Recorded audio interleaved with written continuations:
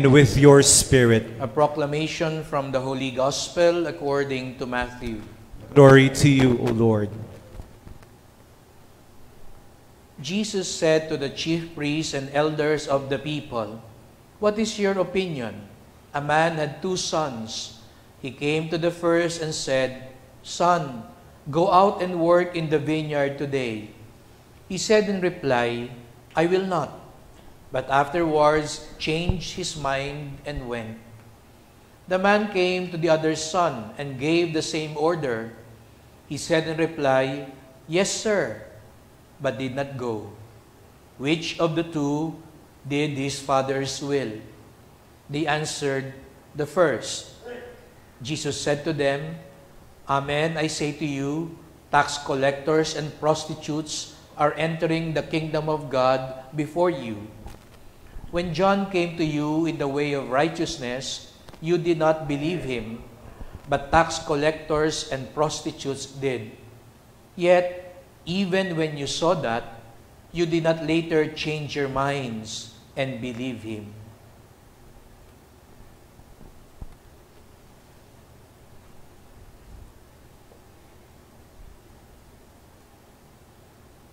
The Gospel of the Lord. Praise to you, Lord Jesus Christ.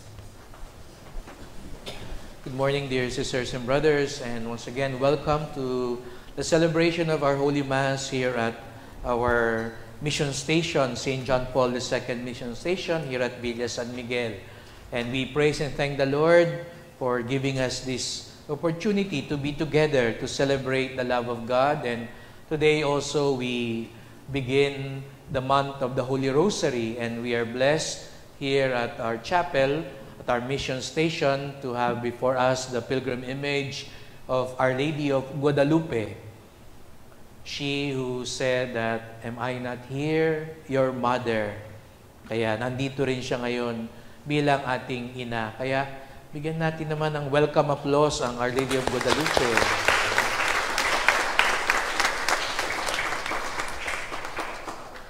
Alam nyo, ang Guadalupe ay galing sa Mexico.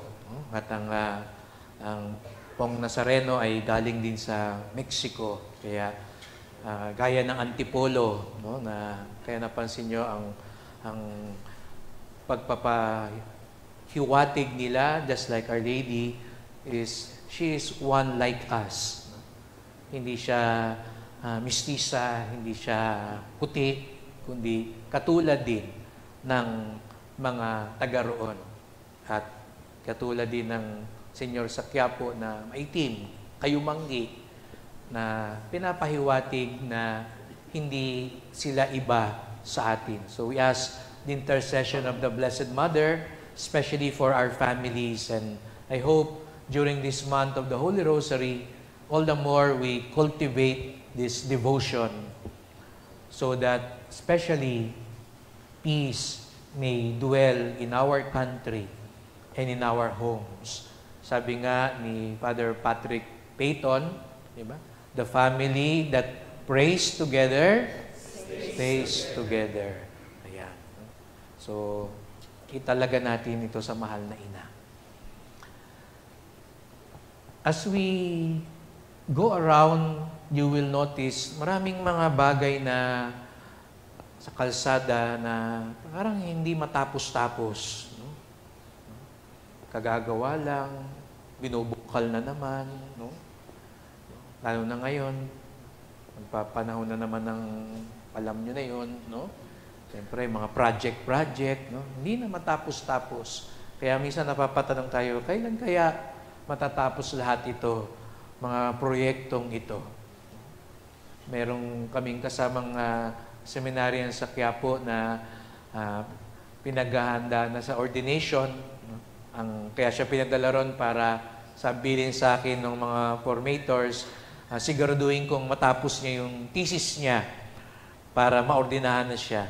Kaya siguro rinding-rindi siya sa akin lagi dahil tuwing umaga, lagi ko siya tinatanong, hindi ka ba tapos? No? Anong chapter ka na ba? Kailan ka matatapos? Tawa namang ng Diyos, tapos na siya, kaya hindi naman ako mapapahiya sa mga formators niya. Dahil kaya ngayon natatahimik na siya kasi hindi ko na siya tinatanong lagi kung tapos na siya o hindi. Ngayong umagang ito, yun yung gusto ko pong iuwi nating mensahe. Hindi pa tayo tapos. Hindi ka pa tapos.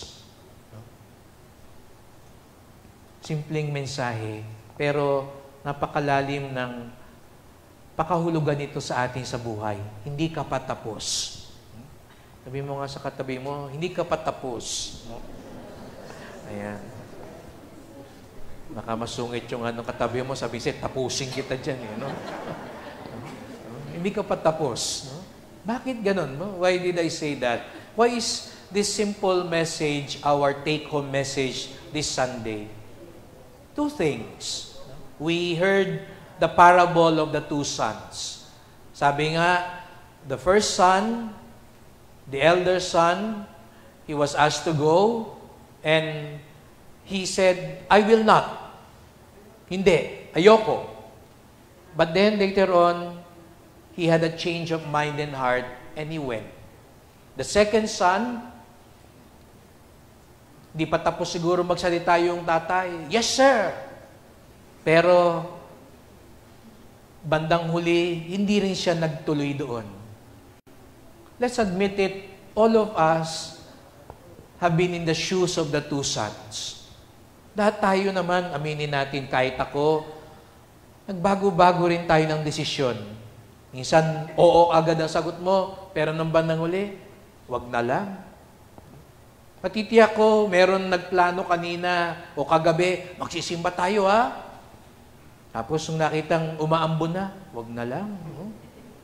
O inaantok pa, malamig, masarap matulog, wag na lang. Baka magkasakit pa tayo. Inaabangan talaga ng iba yun. Pag umambon na, ay, may dahilan na, wag na lang. Meron iba siguro naman kagabi, sabi mo, wag na tayong magsimba, may lakad pa tayo eh. No? Pero nakita mo umulan, simba na lang tayo. Baliktad eh, no? Wag na tayo tumuloy, malayo eh. No? Buti na lang pala. Kundi, hindi nagbago ka ng isip. O sa mga magsiserve, lahat tayo may ganong desisyon na nangyari. Oo, naging hindi, hindi, naging oo. Ang mensahe sa atin ng Panginoon ngayon, hindi ka pa tapos. For those who said yes, don't bask on your glory. Don't rest on your laurels. Huwag ka masyadong pakakampante. Oo nga siguro sinabi mo, oo, pero hindi pa tapos. Hindi ka pa tapos sa oo mong yan. Sino po dito ang kinasal na? May asawa. Taas nga akong kamay. Nung kinasal kayo, sinabi mo yung matamis na oo. Sabi mo pa kay Father, yes, Father. Yes, I do. But you very well know that yes did not just take place how many years ago? Because every day, you have to live out that yes. Every day, you have to renew that yes. Otherwise, your marriage will fail. You know why some marriages fail? Kahit ba sa katedral yung kinasal, kahit ba isang dosena ang pare, kahit nga bishop na yung nagkasal. Because that yes only happened on their wedding day. When it's supposed to be that yes should take place every day of their married life. Kaya, sa mga nagsabing yes, tandaan mo, hindi ka pa tapos. Araw-araw, kailangan mong sariwain yung pag-oo mo sa asawa mo, sa anak mo, sa mga responsibilidad mo sa buhay. Let us pray for that grace to cultivate ang biyaya ng pangangalaga. Yun ang unang biyayang ipagdasal natin. Pangangalaga. Pangalagaan natin yung mga dapat nating pangatawanan sa buhay. Yung mga dating bago ka sa trabaho, di ba? Sipag na sipag ka. Sabi mo, gagawin ko lahat, matanggap lang ako sa trabahong ito. Kamusta ka na ngayon? Ganon pa rin ba? O kinakaladkad mo na yung sarili mo? Most of you know, the other week, I celebrated my 25th year as a priest. 25 years ago, there at Manila Cathedral, I said, present. Yes. But every day, and this place has been a witness for 24 years, how every day I struggle to always say yes. Pagising ko pa lang sa umaga, pinapaalala ko, nag-yes ka noon. Pag minsan ako rin naman, tinatamad. Parang ayoko pang gumising, ayoko pang bumangon. Pero walang buti kayo. Pag nagbago isip nyo, hindi kayo halata. No? Pero pag nagbago isip ko, huwag na kaya ako magsimba, magmisa. Halata, wala yung pare. No? Lugi kami sa inyo. No? Kaya kayo umatras, tuloy ang misa. Pag ako umatras, walang misa. No? Halatang-halata kaming umabsent. But this place has been a witness of that struggle. It was not easy for 24 years to say yes, but sa awa at biyaya ng Diyos, nandito pa rin after 25 years. But as I celebrated my Silver Jubilee, I also told myself, hindi ka pa tapos, huwag kang pakampante, huwag kang pasiga-siga, payabang-yabang, naka 25 years, hindi ka pa tapos. Naalala ko, dati meron akong sinelebrate nun, nag-25 years din sa kasal. After 2 years, nagkahiwalay din. Kasi hindi ka pa tapos. So pray, let's pray for that grace to cultivate our commitments, our yes to God. Kasi brother, pagdasal nyo, tagal-tagal pa at kahit maordinahan siya, hindi ka pa rin tapos sa pag-yes. Kaya lagot ka. No? Pareho tayong lagot. No? On the other hand, when we also say, hindi ka pa tapos, hindi lang ito tungkol sa pangangalaga. Ito rin ay tungkol sa pag-asa. Dalawang bagay po yung pagdasal natin ngayon. Dalawang P. Pangangalaga at pag-asa. Pasensya na kayo, Tagalog na. Kaya po na tayo, no? Ngayon tayo pa English ngayon, no? Pag-asa. Pag-asa. Why? Because let us admit, sabi ko nga, paiba-iba tayo, kaya lahat din tayo, kasama din ako. Siguro nga, everyday, I struggle with my yes, but I have to confess, there were times I said no. Huwag nyo na ito, nang isa na ako nag-no, no?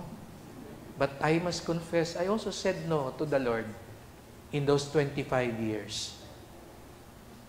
And let's admit it, we also said no, especially when we sin against the Lord. Lahat tayo nagkamali. Lahat tayo hindi naging tapat na tapat. May ilan sa ating nakapagtaksil.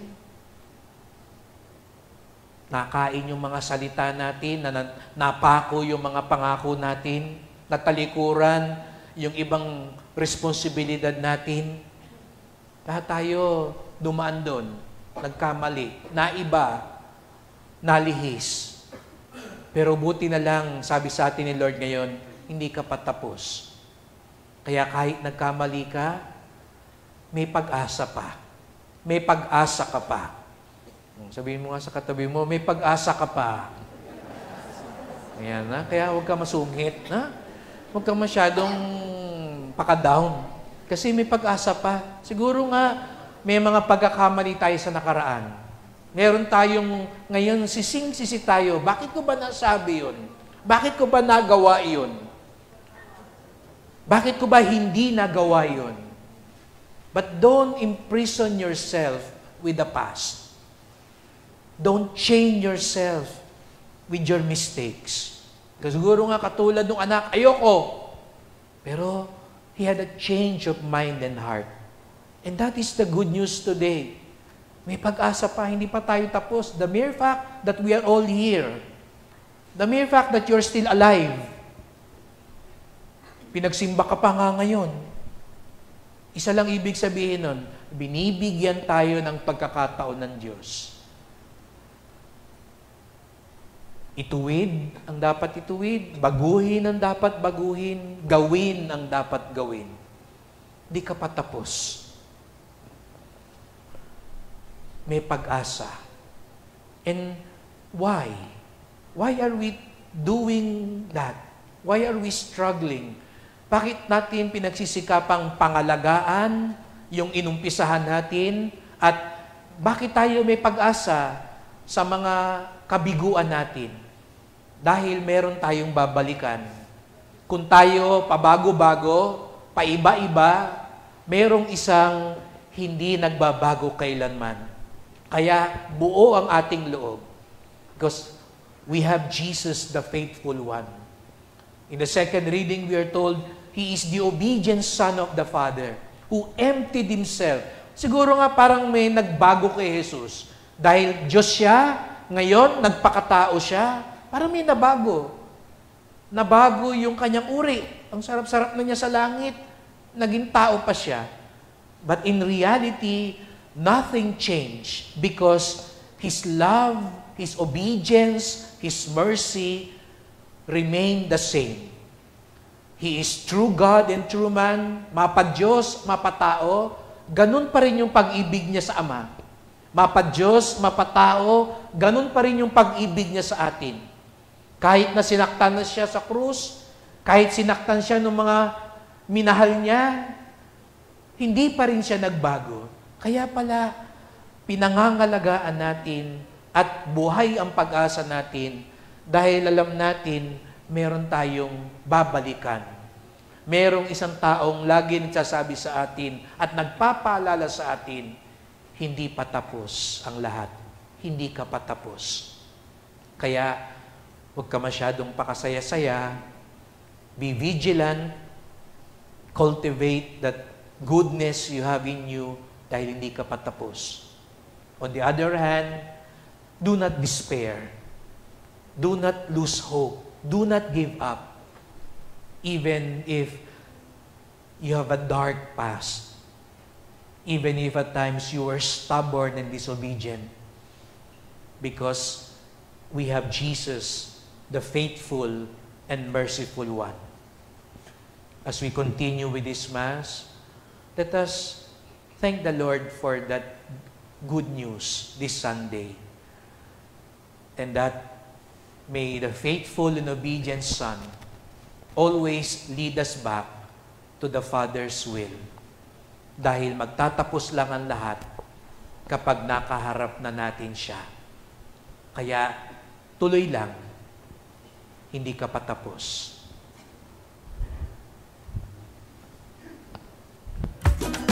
Let us